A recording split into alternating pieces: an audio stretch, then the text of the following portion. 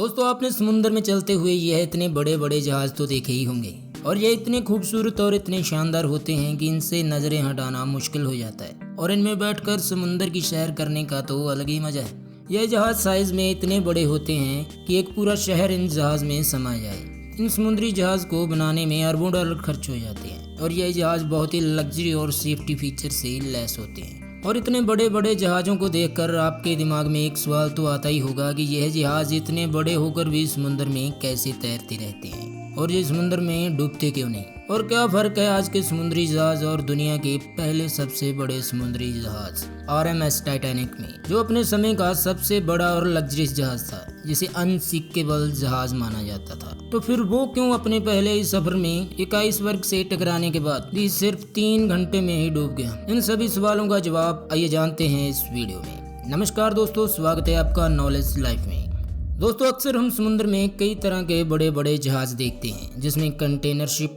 Cruise ship, navy ships. यह जहाज आकार में बहुत ज़्यादा बड़े होते हैं और इन बड़े बड़े समुद्री जहाज़ों का काम भी अलग अलग होता है।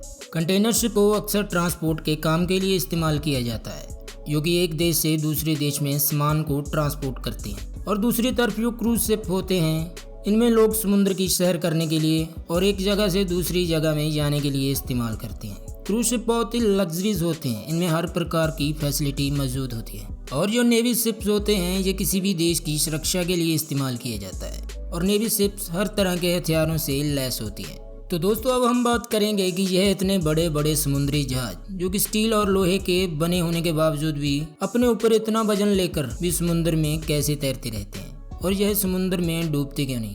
दरअसल ये भारी भरकम जहाज पानी में एक फिजिक्स के लॉ की वजह से नहीं डूबते। आपको बता दें कि पानी के अंदर 2 तरह की फोर्स काम करती हैं। एक है ग्रेविटेशनल फोर्स, जिसे हम गुरुत्वाकर्षण भी कहते हैं। इसकी वजह से ही हर चीज धरती की तरफ गिरती है और इसकी वजह से ही धरती पर हर चीज और इंसान खुद भी धरती पर चल पाता है। और ग्रेविटेशनल फोर्स पानी में भी इसी तरह काम करती है। जब भी हम कोई चीज पानी में डालते हैं तो ग्रेविटेशनल फोर्स उसे नीचे की तरफ खींचने लगता है। और इसके अलावा पानी में एक दूसरी तरह की फोर्स भी होती है, जिसे हम बाइंड फोर्स कहते हैं। पानी में यह ऐसी फोर्स होती है कि जब हम पानी में कोई भी चीज डालते हैं तो पानी उसे ऊपर की तरफ फोर्स लगाता है, या यूं कहिए कि पानी उसे ऊपर की तरफ फेंकने लगता है और इसी फोर्स की मदद से कोई भी चीज पानी में नहीं डूबती। तो दोस्तों अब आप सोचते होंगे कि फिर बाकी चीजें पानी में क्यों डूब जाती हैं। तो बाकी चीज़ों के डूबने का कारण होता है कि जब कभी भी ग्रेविटेशनल फोर्स बाइंड फोर्स से ज़्यादा होती है तो चीज़ पानी में डूबने लगती है, और जब बाइंड फोर्स ग्रेविटेशनल फोर्स के मुकाबले ज़्यादा हो तो चीज़ पानी में तैरने लगती है।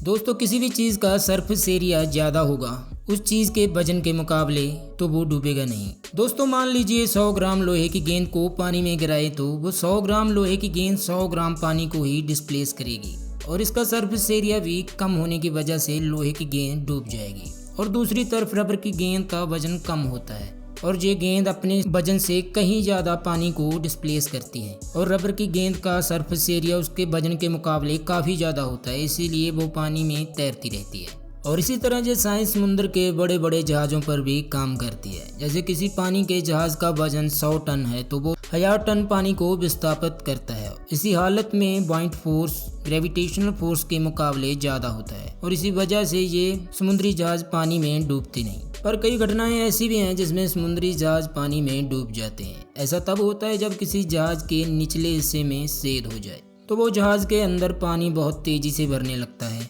और जहाज़ डूब जाता है। दोस्तों जैसे हमने वीडियो की शुरुआत में बात की थी कि दुनिया का पहला सबसे बड़ा समुद्री जहाज RMS टाइटैनिक, जो कि अपने पहले सफर के लिए रवाना हुआ था, इस जहाज को अनसिंकेबल जहाज कहा जाता था, कभी ना डूबने वाला जहाज, जो कि एक आइसबर्ग से टकराकर सिर्फ 3 घंटे में ही डूब जाता है। इसकी एक वजह यह है कि समुद्री जहाज़ों में ब्रेक्स नहीं होते और इसी वजह से टाइटैनिक एक आइसबर्ग से टकराकर डूब जाता है। अगर हम बात करें जमीन पर बड़ी बड़ी गाड़ियों की, तो उसे ब्रेक्स की मदद से आसानी से रोका जा सकता है, पर समुद्री जहाज़ों को रोकने के लिए अलग अलग तरीकों का इस्तेमाल किया जाता है। जब कभी भी जहाज को रोकना हो तो वो कई किलोमीटर दूर जाकर रुकता है, इसीलिए इनमें रडार टेक्नोलॉजी का इस्तेमाल किया जाता है। इसमें दूर से ही पता चल जाता है कि जहाज के आगे कोई और जहाज तो मौजूद नहीं, ताकि दूर से ही जहाज को रोका जा सके। जहाज में ब्रेक्स लगाने के लिए कई तरीकों का इस्तेमाल किया जाता है। अगर किसी समुद्री जहाज को नॉर्मली रोकना हो तो उसके इंजन को बंद कर दिया जाता है और जहाज कुछ ही दूर जाकर अपने आप रुक जाता है। अगर कोई इमरजेंसी ब्रेक लगाने पड़ जाए तो जहाज के प्रोपेलर बहुत काम आते हैं। पुराने समय में जहाज़ों में ब्रेक लगाने के लिए पहले तो इंजन को बंद किया जाता था और उसके बाद जहाज़ के प्रोपेलर को उल्टी दिशा में घुमाया जाता था, और जिस फोर्स की वजह से जहाज़ आगे की तरफ जा रहा था और अब उसी फोर्स की वजह से जहाज़ पीछे की तरफ जाने लगता था और जहाज़ को रोक लिया जाता था। और RMS टाइटैनिक जहाज़ में भी इसी तरीके के प्रोपेलर्स लगे हुए थे और उस समय के जहाज़ों को इसी तरीके से ही रोका जाता था। मगर आज के समय में किसी भी पानी के जहाज़ को रोकने के लिए इंजन बंद करने की ज़रूरत नहीं पड़ती। कंट्रोल्ड पिच एंगल प्रोपेलर को इस्तेमाल में लिया जाता है।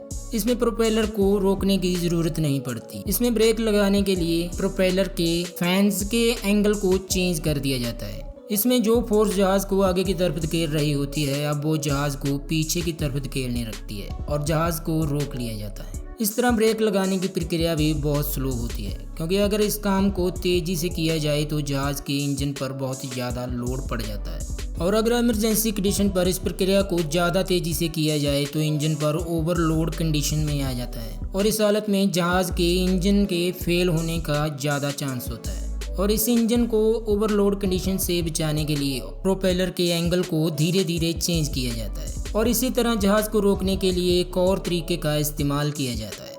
तब जहाज़ के साइड में लगे हुए एंकर को छोड़ दिया जाता है और उसके बाद एंकर समुद्र में जाकर नीचे समुद्र की रेत में फंस जाता है और जहाज़ एकदम रुकने लगता है।